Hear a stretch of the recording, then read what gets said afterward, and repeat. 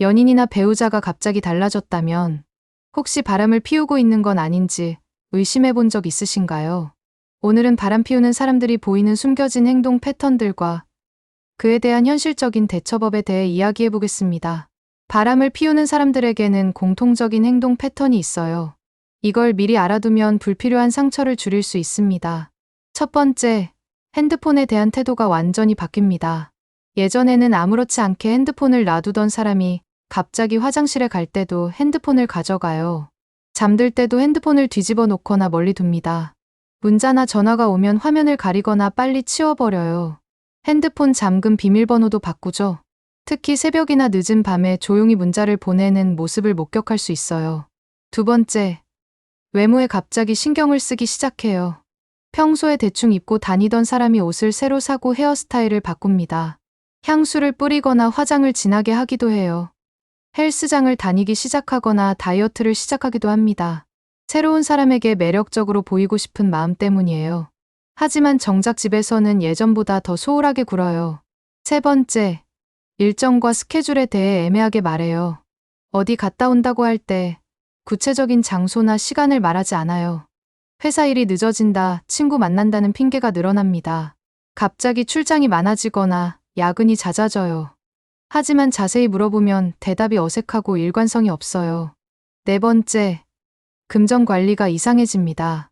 평소보다 돈을 많이 쓰면서도 뭘 샀는지 설명하지 못해요. 카드 영수증을 숨기거나 현금 사용이 늘어납니다. 데이트 비용이나 선물 비용 때문에 지출이 늘어나거든요. 하지만 집에서는 오히려 돈을 아끼려고 해요.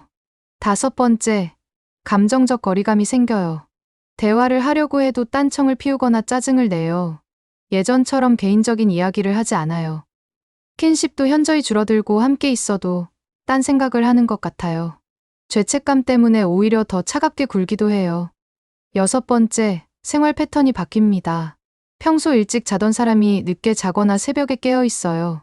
주말에도 집에 있기보다는 밖에서 시간을 보내려고 해요. 샤워 시간이 길어지거나 샤워 횟수가 늘어나기도 합니다. 다른 사람의 냄새를 지우려는 심리 때문이에요. 일곱 번째, 변명과 거짓말이 늘어나요. 작은 일에도 과도하게 설명하려고 해요. 물어보지도 않았는데 먼저 해명을 하기도 합니다. 거짓말을 하다 보니 앞뒤가 안 맞는 말을 하게 되고 나중에 다른 말을 해서 들통나기도 해요. 여덟 번째, 주변 사람들에 대한 태도가 바뀝니다. 친구들이나 가족들을 만나는 것을 꺼려해요. 특히 상대방의 친구들을 만나는 것을 싫어합니다. 죄책감과 들킬까봐 하는 불안감 때문이에요. 아홉 번째, 갑자기 상대방을 의심하기 시작해요. 자신이 바람을 피우고 있으니까 상대방도 그럴 거라고 생각해요. 핸드폰을 확인하려고 하거나 어디 갔는지 자세히 묻기도 합니다. 이건 자신의 죄책감을 상대방에게 투영하는 심리예요. 열 번째, 성격이 예민해지고 화를 자주 내요. 작은 일에도 과민 반응을 보이고 트집을 잡아요. 스트레스와 죄책감 때문에 감정 조절이 안 되는 거예요. 상대방이 자신을 의심할 만한 행동을 하면 과도하게 화를 내기도 합니다. 이런 행동 패턴들을 발견했을 때 어떻게 대처해야 할까요? 우선 감정적으로 대응하지 마세요. 확실한 증거 없이 추궁하면 오히려 더 교묘하게 숨길 수 있어요. 냉정하게 상황을 판단하고 증거를 수집하는 것이 중요합니다. 하지만 사생활 침해가 될 수 있는 행동은 피해야 해요. 핸드폰을 몰래 확인하거나 뒤를 쫓는 것은 좋지 않은 방법입니다. 대신 직접적인 대화를 시도해보세요. 최근 달라진 점에 대해 솔직하게 물어보는 거예요. 만약 바람을 인정한다면 관계를 어떻게 할지 결정해야 합니다. 용서하고 관계를 지속할 것인지 아니면 관계를 정리할 것인지 말이에요. 용서를 선택한다면 상대방이 진심으로 반성하고 있는지 확인해야 해요. 단순히 들켰기 때문에 미안하다고 하는 것과 진심으로 잘못을 깨닫는 것은 다릅니다. 관계를 지속하기로 했다면 다시는 같은 일이 반복되지 않도록 약속을 정해야 해요. 투명한 관계를 위한 규칙들을 만드는 거죠. 하지만 한번 바람을 피운 사람이 다시 바람을 피울 확률이 높다는 것도 현실입니다. 이 점을 염두에 두고 신중하게 결정하세요. 만약 관계를 정리하기로 했다면 법적인 부분도 고려해야 해요. 결혼한 상태라면 이혼 절차와 재산 분할 위자료 등을 준비해야 합니다. 아이들이 있다면 양육권 문제도 신중하게 고려해야 해요. 무엇보다 자신의 정신 건강을 챙기는 것이 중요합니다. 배신감과 상처로 인해 우울증이나 트라우마가 생길 수 있어요. 필요하다면 전문 상담사의 도움을 받는 것도 좋은 방법입니다.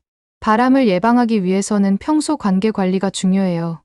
서로에 대한 관심과 애정을 꾸준히 표현하고 소통을 게을리하지 않는 것이 필요합니다. 하지만 아무리 잘해줘도 바람을 피우는 사람들이 있다는 것도 현실이에요. 이런 경우에는 자신을 탓하지 마세요. 바람을 피우는 것은 개인의 선택이고 도덕적 문제입니다.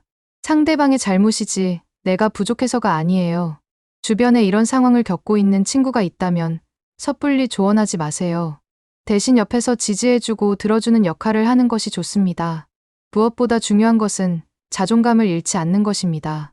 바람을 당했다고 해서 본인의 가치가 떨어지는 것은 아니에요. 시간이 걸리더라도 상처를 치유하고 새로운 시작을 준비하세요. 더 나은 사람과 더 건강한 관계를 만들 수 있을 거예요. 바람 피우는 사람들의 행동 패턴을 알아두는 것은 자신을 보호하기 위해서입니다. 의심만 하면서 살 필요는 없지만 이상한 신호들을 무시해서도 안 돼요. 건강한 관계에서는 서로를 신뢰하고 투명하게 소통할 수 있어야 합니다. 숨길 것도 없고 의심할 이유도 없는 관계가 진짜 사랑이에요. 만약 현재 관계에서 이런 의심과 불안이 계속된다면 관계 자체에 대해 진지하게 생각해 볼 필요가 있습니다. 사랑은 불안과 의심이 아니라 안정감과 신뢰를 주는 것이어야 해요. 또한 바람을 피우는 사람들의 심리를 이해하는 것도 도움이 됩니다. 대부분의 바람은 관계에서 느끼는 공허함이나 자존감 문제에서 시작돼요. 새로운 사람과의 만남에서 오는 짜릿함과 설렘을 추구하는 경우가 많습니다. 하지만 이런 감정은 일시적이고 결국 같은 문제가 반복돼요. 바람을 피우는 사람들은 종종 자신의 행동을 합리화하려고 합니다. 상대방이 자신을 이해해주지 않는다거나 관심을 주지 않는다고 핑계를 대죠. 하지만 이건 모두 변명일 뿐이에요. 불만이 있다면 대화를 통해 해결해야 하는 것이 맞습니다.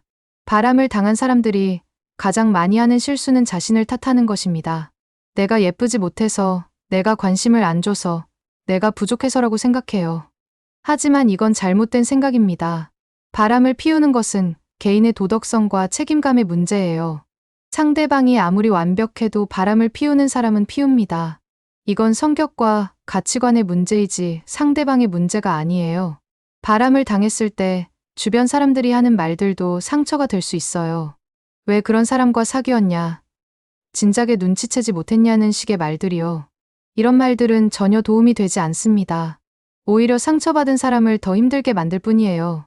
바람을 당한 후 회복 과정에서는 여러 단계를 거치게 됩니다. 처음에는 부정과 분노의 단계를 겪어요.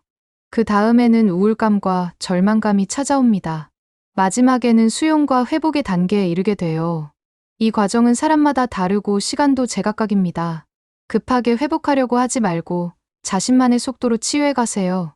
회복 과정에서 가장 중요한 것은 자신을 돌보는 것입니다. 충분한 휴식과 영양 섭취를 하고 좋아하는 활동을 해보세요. 운동이나 취미 활동을 통해 스트레스를 해소하는 것도 좋습니다. 새로운 것을 배우거나 여행을 가는 것도 도움이 돼요. 친구들이나 가족들의 지지도 중요합니다. 혼자 끙끙 앓지 말고 믿을 만한 사람들에게 도움을 요청하세요. 전문 상담사의 도움을 받는 것도 좋은 방법입니다. 객관적인 시각에서 상황을 정리할 수 있도록 도와줄 거예요. 만약 아이들이 있는 상황이라면 더욱 신중해야 합니다. 부모의 갈등이 아이들에게 미치는 영향을 최소화해야 해요. 아이들 앞에서는 상대방을 비난하지 않는 것이 좋습니다. 아무리 화가 나도 아이들에게는 아빠 또는 엄마니까요. 경제적인 부분도 미리 준비해야 합니다. 혼자서 생활할 수 있는 경제적 기반을 마련해 두세요. 법적인 절차가 필요하다면 전문가의 도움을 받으시기 바랍니다. 감정적으로 대응하면 불리한 결과를 가져올 수 있어요. 바람을 피우는 사람의 변명들도 패턴이 있습니다. 실수였다, 술을 마셔서 그랬다, 더 이상 만나지 않겠다는 식이죠. 하지만 이런 변명들을 너무 쉽게 받아들이면 안 됩니다. 진심으로 반성하고 있는지 행동으로 보여야 해요. 만약 관계를 지속하기로 했다면 명확한 약속이 필요합니다. 투명성과 신뢰 회복을 위한 구체적인 방안을 마련해야 해요. 하지만 무조건 용서하는 것이 항상 옳은 것은 아닙니다. 때로는 관계를 정리하는 것이 서로에게 더 나은 선택일 수 있어요. 새로운 관계를 시작할 때는 과거의 상처가 영향을 주지 않도록 주의해야 합니다. 모든 사람이 바람을 피우는 것은 아니니까요. 하지만 적절한 경계와 신중함은 필요합니다. 너무 빨리 믿거나 의존하지 않는 것이 좋아요. 바람을 예방하기 위해서는 평소 관계 관리가 정말 중요합니다. 서로에게 관심을 갖고 소통을 게을리하지 않아야 해요. 하지만 아무리 노력해도 상대방이 바람을 피울 수 있다는 점도 받아들여야 합니다. 이건 내 잘못이 아니라 상대방의 선택이에요. 가장 중요한 것은 자신의 가치를 알고 존중하는 것입니다.